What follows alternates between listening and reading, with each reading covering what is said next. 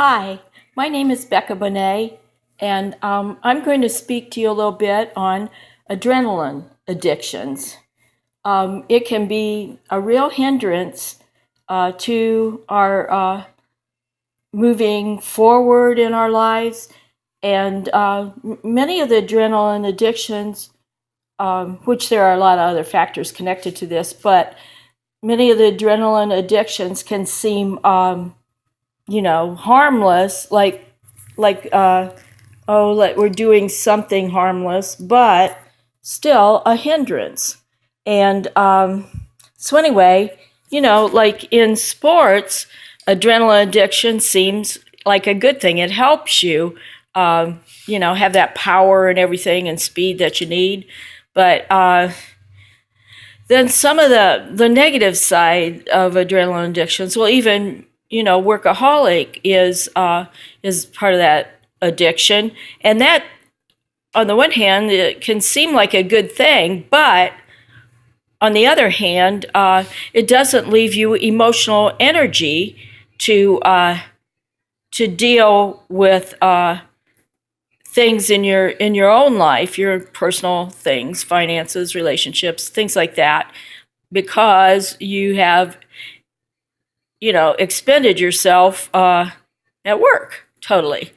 And so anyway, and then another adrenaline addiction would be for those that have anger, a lot of anger, and expressing that anger is is a big adrenaline rush, which it may feel good for the moment, but the backside of that thing is it leaves you depressed because then when you need to talk about it with the person you just went off on, and usually it's someone you care about, and you don't have, you don't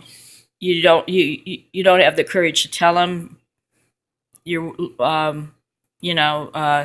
dwelling in pride and not humbling yourself to go talk to them. Therefore, you're holding those feelings in about the aftermath of the blowout, and that's what causes the depression. But to come down off of these things, communication is the key, because the things that we are not communicating about, and especially if we're in relationships with those that will not allow communication in these areas, they won't allow that intimacy of communication. They want to keep it under control to where they are pulling the strings and controlling things with their anger, whether it be aggressively or passive aggressively. And that's another area, passive aggressive anger, getting even, doing sneaky little get even things. What does that accomplish? So you feel like you got power. It's a cowardly way to handle things. And if we would just learn to be open up. But if you're in relationship with somebody that refuses to communicate where there needs to be communication, or they choose aggressive communication, then you might want to think twice about how much time you spend with them and how close do you want this relationship to be, and give them a choice. Can we talk about this? And if the answer is absolutely not, they refuse to communicate, they want to be angry and make you feel bad and make you bow, I would take a second thought about, staying there for very long. So, all right. Well, just some things that I hope will help any of you. So, thank you. This is Becca Bonet, and saying God bless.